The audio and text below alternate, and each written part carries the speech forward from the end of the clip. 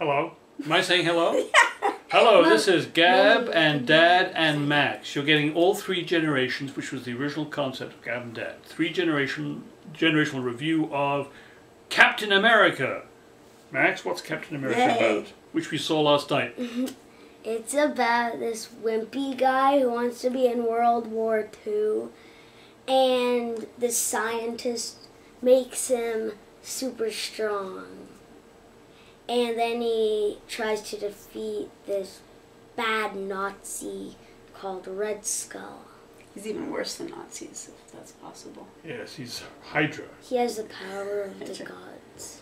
He has the power of the gods. Yeah, he got some power that came from Thor's father.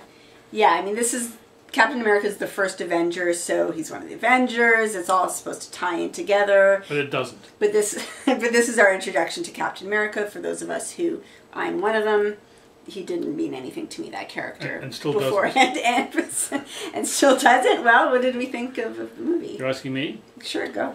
Very poor, very poor. I was thinking about it last night, and it hurts me to say this. But in some ways, I enjoyed Transformers 3 more. What? Because there was a certain kind of raw energy and vitality to Transformers 3 that to some extent carried along. This is it's about a wimpy guy initially. It's a very wimpy film. It's dull, the plot is non-existent, the dialogue is dreadful, there are no interesting characters in it, nothing happens. It's a big bore. The only thing I could say positively about it is it sort of looks good. It's got kind of a retro feel to it. He did that nice. The cinematography, the photography, the credits and all that has, it's quite attractive. But that's it. This is a very dull, boring film, and Captain America, despite his name and despite his exploits, is a very dull and unappealing person. Max? Max doesn't agree with me, but that's the intergenerational thing. I liked it. You liked it. So what did you like about it? The action. Lots of action, yeah. Yeah. It was very military action, though. Yes. It World wasn't War II. It's sort of sci-fi futuristic. A little bit, because some of Red Skull's science and gadgetry was futuristic. And Tony Stark's father is featured, and of course he's the great visionary of the future, inventor. So there's those elements to it. But yeah, it's almost like a war film, a World War II film. Yeah. But you like that too. Guns. Explosions. Although there was this odd thing. I mean, there's this advanced gadgetry that Red Skull has. With kind of look like laser guns and stuff. Yeah. But when Red Skull's soldiers armed with these laser guns and things go up against the World War II guys who have the regular carbine issue of the day, they're all kind of mowed down by these guys with these old shotguns. American power, though, right? I guess that's and what else did you like? What about Captain America himself? Like, was he an interesting dude, or maybe one of your favorite superheroes, or what? He's not my favorite, but sometimes I like him.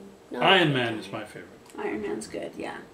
I think he might be more interesting with the other Avengers, maybe. Or it will be less obvious that he's uninteresting. I found Captain America quite bland. The character, even the Steve Rogers, the alter ego or whatever, just no charisma. No, I mean, I was thinking back on Thor, and Thor quite charmed me in comparison to Captain America. He just didn't have anything interesting about his character. I agree. No. So in which case I wasn't interested in the stakes and the story itself.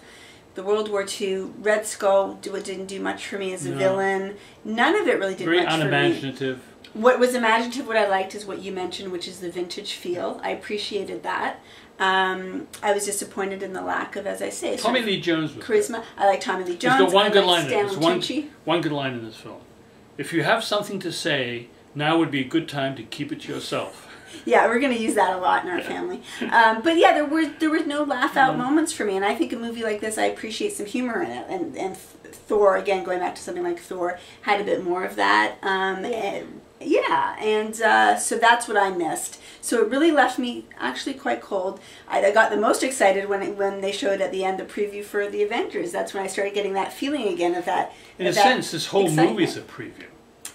Well, it's a preview for that character, but that character is the one I'd be least interested in at this point. Nothing interesting or complicated about him at all. And even these so-called love interests, which is totally mysterious. There's this weird woman running around in World War II uniform. Who is she? Where is she? Why she was acting with her lipstick, as I like to say. She was all hair and lipstick.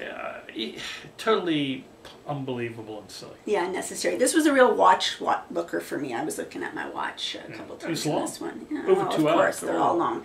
Okay, well, speaking of too long, let's cut to our right. ratings. 2.5 dads. Ouch. 2 3/4 Gabs.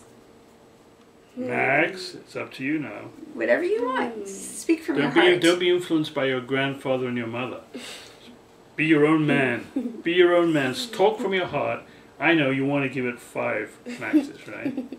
No, you gave Thor 4 and you gave Green Lantern 4 3/4. So, and you told me yesterday this was your least favorite. So, yeah, I'll give it 4. Okay, 4, fair enough. Captain America, I'm waiting for the Avengers now. At this point, I need some more spice in my life. I'm waiting for Transformers 4. Thanks for watching. Goodbye.